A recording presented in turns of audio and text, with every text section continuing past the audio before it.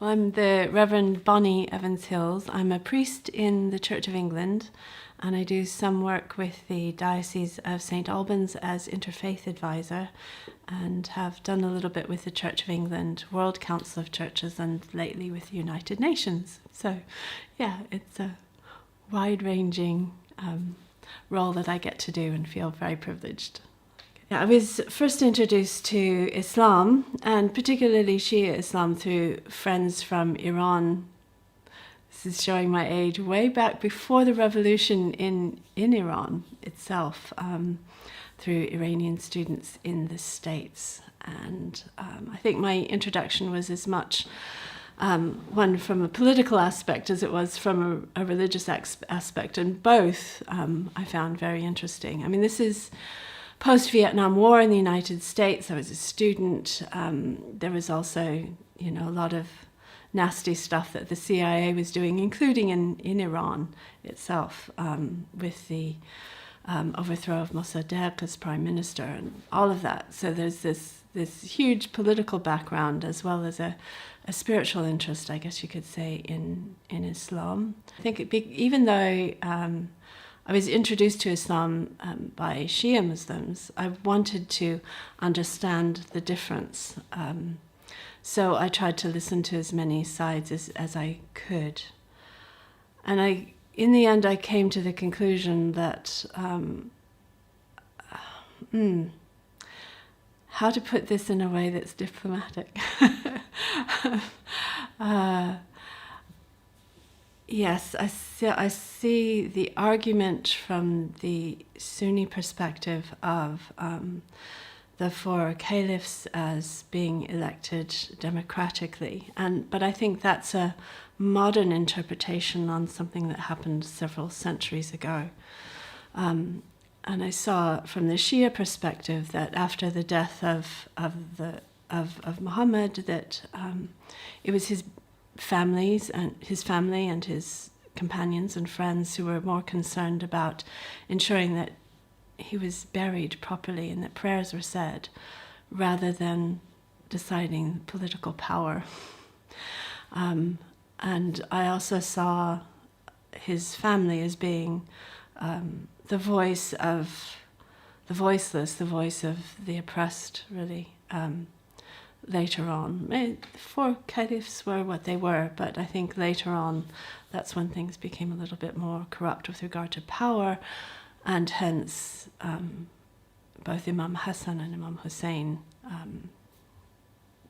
became more of a, I guess you could say, champion for the voiceless. I think my introduction to Imam Hussein also came through this whole political aspect as well. There was a study that was done in a psychology journal way back at the start of the revolution in Iran, and the study was looking at how, this is very political now, how the CIA had, with all of its intelligence, hadn't predicted the revolution, and that was because it was engaging with the media at the time, but hadn't picked up on what you could call the Rosé Khan, or how in every single household people were listening to the story of Imam Hussein. And that story was one of standing up to oppression. And that was completely part of the culture, and became, this was also the time of liberation theology in South America. So there was, alongside what was going on in Iran, there was a lot going on in South America as well. The whole story of what was happening in Nicaragua in particular was, I guess I kind of saw it as this liberation theology. Now, the article didn't bring the two together. It was just saying that this story that is repeated over and over again in everybody's household, because you would have a Rosé Khan come in and tell the story of Imam Hussein for almost any occasion. When somebody dies, when somebody was born, when somebody made it into university, that story was repeated over and over again. So in my mind, it became a kind of liberation theology in Iran, in the way that Catholic or the Christian liberation theology was very much a kind of political momentum within South America. Can Imam Hussein be a role model for anyone outside of the Muslim faith? I think we're very much in a world of shared humanity, where we're coming up against other cultures and other faiths and other traditions, and there's something to embrace in that, something that we can learn from one another. And I think anytime we take it, it's a human thing to take a role model from history, from other traditions, from other places. So yes, very much so. I believe he does provide a role model for people of faith, people of no faith. We're all living together in one world. I see his moving away from where he was and he had an invitation from the people of Kufa, who said, look, we want to support you. And he wasn't going to give his allegiance to a tyrant. And he knew that he was going to suffer if he didn't give that allegiance. And he needed a safe place for his family and for his companions, and Kufa was offering that safe place. But of course, the tyrant very much needed either his allegiance or to defeat him. And I think that's a common human story, that tyrants, any power that seeks to oppress either seeks for your allegiance, and if you won't give it, then it needs to suppress you. And so Imam Hussein's willingness to say, no, I'm not going to do that, even at the cost of my life and maybe possibly the lives of my family, I'm not going to give my allegiance. And he did try to leave, but in the end he had to stand up and defend himself and defend his family. They were slaughtered, and that was the cost of standing up. But that also meant that people had the strength to stand up later and stand up against oppression. And that's sometimes what it takes, that we make that sacrifice. One particular incident that stands out, I think I want to mention Zainab here, his sister, because she survived along with some of the women and children. They survived, and they were dragged from pillar to post as a kind of example of, see, this is what's going to happen to you if you stand up against us. But that dragging her and her all of the others with her from one city to the next actually was a means by which she was able to stand up and say, this is oppression, this is a tyrant, you have to stand up. And her, what was intended to be a kind of example, saying, see, you're going to be punished. Actually, she was an example that said, stand up to tyranny. So yes, Zainab, definitely. I was recently in Karbala at a religious conference. I was invited with several other Christians as well as Sunni Muslims to visit Karbala, a place of Shia pilgrimage. And in the village, in that visit, we were taken to a refugee camp and met many of the refugees who were there. And the majority of them, not all, but the majority of them were women whose husbands and older sons had been killed by Daesh. They were from the area of Nineveh outside of Mosul and had now found a place of safety near Karbala. As refugee camps go, I have to say it was excellent in that, okay, it's still a refugee camp, it's still tough, but it was clean. People were well looked after. There was it wasn't dirt on the floor, it was all paved. They had coolers, they had running water, they had electricity. It was a good refugee camp, and my goodness, we can take example from that.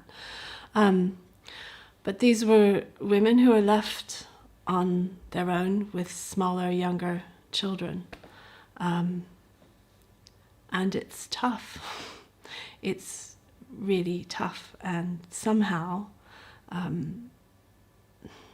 not just the people of Iraq, but the world need to find a way of enabling these women to support themselves and support their children. But we visited both the shrines of Hussein and Abbas. The conference was in both, and then we were also taken to Najaf, to the shrine of Imam Ali. It was at a time of the celebration of their birthdays in Karbala, of Hussein and Abbas. So it was very, very, very busy and very crowded. And because we were there for a conference, we were kind of shifted about from one place to another through all of the crowds, which was interesting. But also really inspiring to see how much of the crowds were there. There's one thing that I do repeat in various ways. Kulla Yoman Ashura, Kulla Ardan Karbala. Every day is Ashura, every place is Karbala. And what this is saying is that every place has its moments when people have been oppressed and killed for standing up for freedom. And this kind of thing happens every day. It's happening today, it happened yesterday, it'll happen tomorrow, and it will carry on happening. And we need to be aware of that. It's not just something that happened at one point, at one time, in one place. It's something that continually happens, and we have to continually keep speaking out against oppression. I do think that learning about one another's heroes and learning about Imam Hussein, and also learning about Christian saints as well, it helps build understanding between us, in that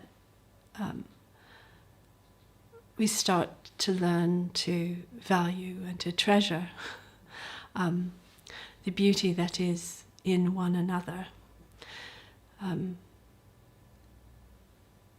I think when we take on somebody as a saint, or as a hero, as somebody that we value, that those values become a part of us. And when we can see those in somebody else, we can see that fellow humanity and the goodness that's in one another. I think all religious traditions, it's part of humanity. There are heroes and there are people who stand up against oppression, and they're constant. Just more recently, there were monks in Tipperine in Algeria who, during some of the troubles there, were told that they should leave for their own safety, and they said, no, we're going to stay. They were living in Tipperine in a monastery, very much a part of the wider Muslim community which they were living amongst. They provided healthcare and a place of safety and sanctuary in all of the troubles. And they were very much a part of the community. Alongside the Bible, they studied the Quran. This happens quite a bit in a lot of the monasteries in the Middle East, is there's study of both scriptures in the monasteries. And through all of the troubles, at one point they were taken away and killed and beheaded. But their example is set in monasteries throughout the Middle East. I know of one particular monastery in Syria. My daughter lived there for a time, Darmar Musa, which is a little bit outside of Damascus. It had to be abandoned recently But one of the monks who was there, and eventually I think now he's the abbot, is Father Jihad. Yes, his name is Jihad, and he's a Christian, and it's a Christian concept to strive and struggle in the way of God, because that's what jihad means. And he said at one point several years ago, when my daughter was still living there, he came to London, and he said, in our monastery, we're not about tolerance, because tolerance is about putting up with something negative. And he said, we're not even about dialogue, because sometimes that can imply that you compromise something of your faith. I would disagree with him, but he's worried about that connotation. He said what they're about in the monastery is loving God with all your heart, all your soul, all your mind, and all your strength, and loving your neighbor as yourself. This is the first commandment from Jesus. And he said loving our neighbors means loving 97% of our neighbors are Muslim. So we have to learn something about them, which means that they study the Quran alongside the Bible. But also what comes to mind are the Coptic Christian workers who were in Libya and were recently captured by Daesh and beheaded on a beach. They were beheaded because they wouldn't give up their faith. They demanded to remain Christian. And somebody went to visit the village that they were from in Egypt and spoke to the mother of two of the workers who were killed, and asked her what she would say to Daesh, to the people that had killed her sons. And she said, if they walked along her street in her village, she would invite them into her home, and she would love them, because she knows that God's forgiveness is there for them. And she knows that they only did what they did because they were misled and they were mistaken. And so she would love them and forgive them.